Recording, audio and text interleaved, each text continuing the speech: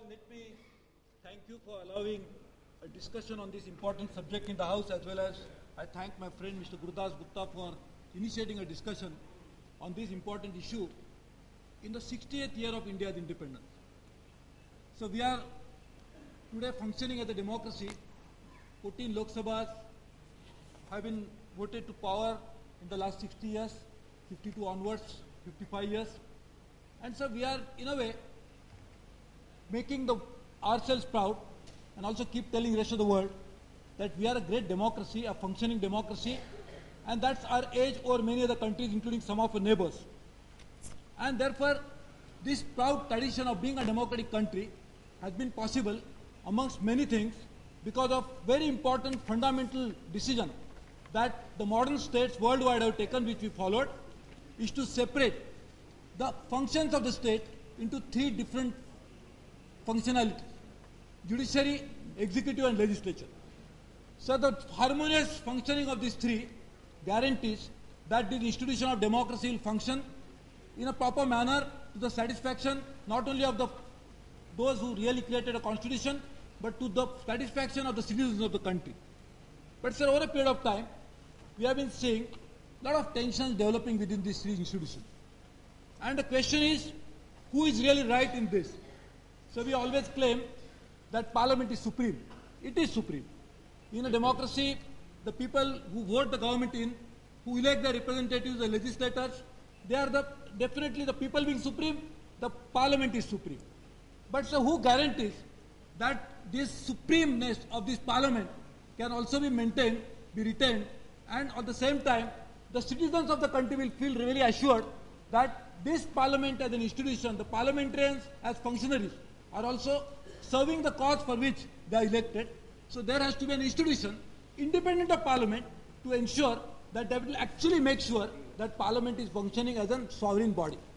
And that function has to be discharged by a judiciary as per our constitution, as well as the people in the country very strongly feel that this is an institution which will actually guarantee this. So let us look at, in many areas, we are a very unique country. So I know in Delhi, for example, we are in these winter months of the year, and so we have always seen that there used to be a very big smog in this city. Delhi was considered as one of the city which is the most polluted one in not only in the country but in the world. One person called Anil Agarwal went to the Supreme Court with a private interest litigation saying that Delhi's air has to be properly, the ambient air quality of Delhi's air should be improved. So because of that single petition, Supreme Court directed the government, and government had to improve the pollution standards of this particular city.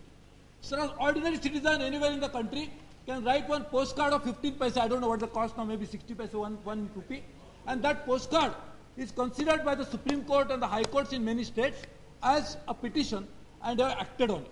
So this is something which is very unique in India.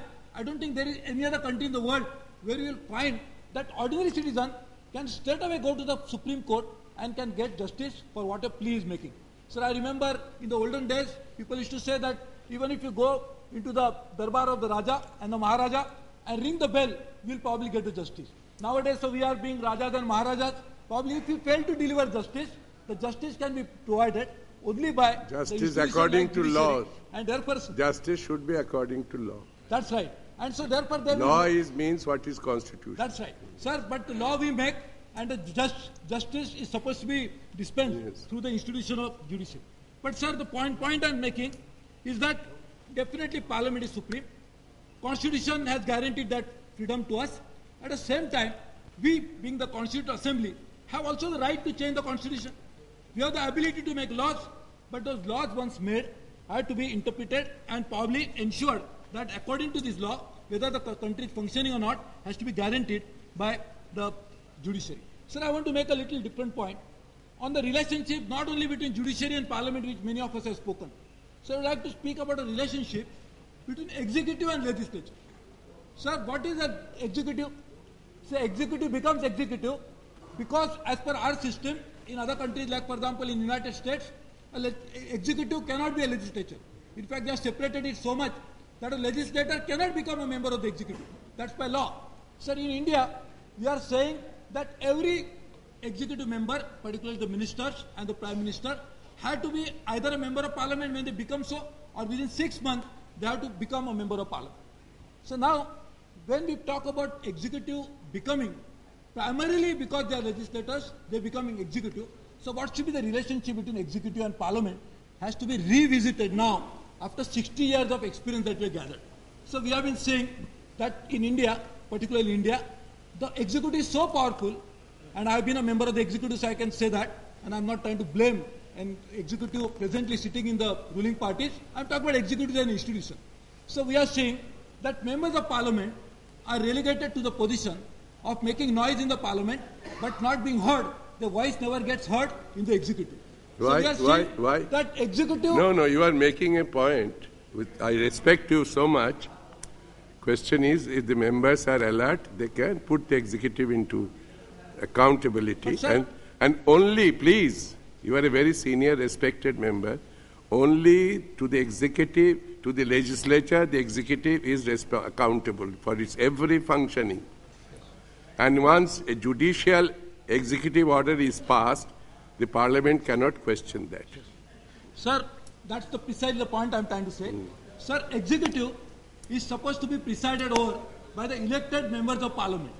But in reality, we are seeing that executive is being run by not the elected representatives, but by those who are appointed over a period of time, guaranteed by the constitution, their tenure, and therefore what we are really seeing in reality is that it's a travesty of justice that we are not being able to actually represent. The members of parliament are not really becoming the executive, but somebody else is assuming the role of executive. So it's a big challenge before us. How do we make sure that a spirit of constitution in ensuring that in a democracy that elected members of parliament will become real executive and they will really run the country? We have been saying that the judiciary is actually many times holds the executive responsible for many of the actions on which I think they preside over it, but not necessarily responsible for it. So I think we really need to demarcate it. And sir, how that can happen? In my opinion, sir, you have demarcated the responsibilities, you have separated the powers, but we have not codified the roles and responsibilities of individual functionaries of these particular different organs. For example, sir, member of parliament is expected not only to be a lawmaker, that we are primarily are, but also are expected to perform many other roles. The constituent expects from member of parliament to also fix the drainage, to also fix the water line, and do so many other things. Now, in the absence of proper codification, it becomes extremely difficult for either a member of parliament to know what his real role is, and also for the constituent to judge the performance of the elected representative.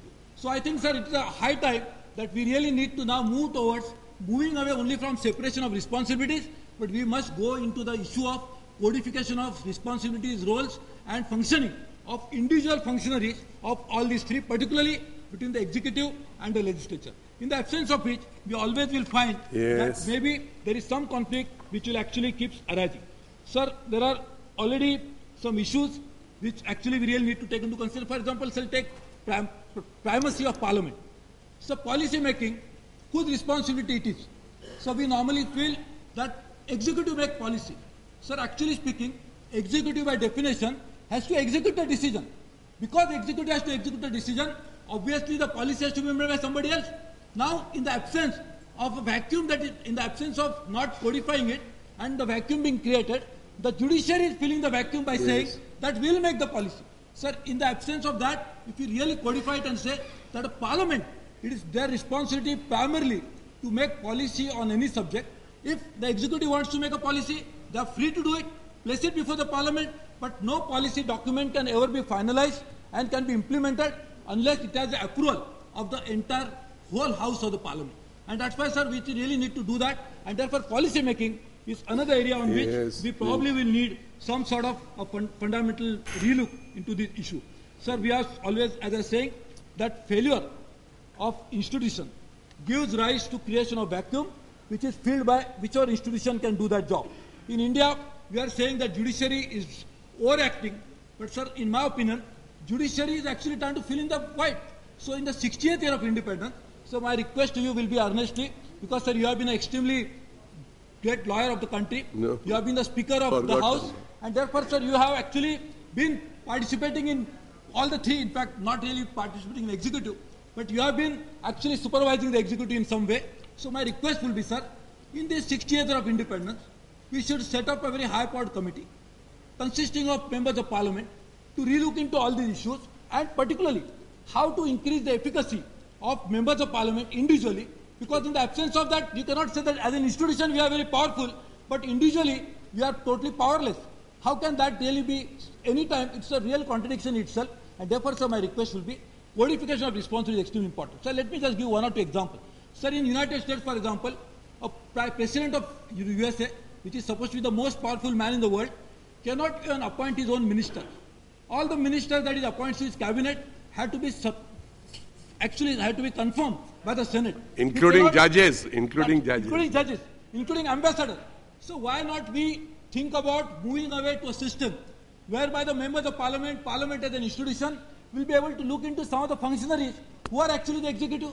Why should we not look into these issues in a separate way? I understand members of parliament being the ministers already, they need not be they are actually elected by the members.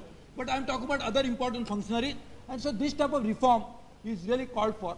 Yes. Because otherwise, sir, we are seeing that maybe we are succeeding as a democracy, but individual functionaries of these institutions are not able to perform as effectively as they would otherwise like to play. And therefore, sir, my last request would be that the standing committees that we have are really important institutions through which we really operate and transact the business of the House in a very significant way. So we really need to move towards second generation standing committees, in which these standing committees then will be able to play a more proactive role, and that's what is really needed to be done. So I'm very happy that I could speak on a subject like this, thanks to you. Yes. Also because my predecessor once, who contested the election from my constituency, Mr. Nathpai, also used to speak on this subject. Maybe I was not present at that time, but I hope I continue this tradition of speaking on a subject which is so dear to his heart. Now he's no longer living, but I'm sure my constituents will be happy if I can perform a role that they expect from me, and that can happen only if we bring about a radical change the way we really function. Thank you, sir. Thank you.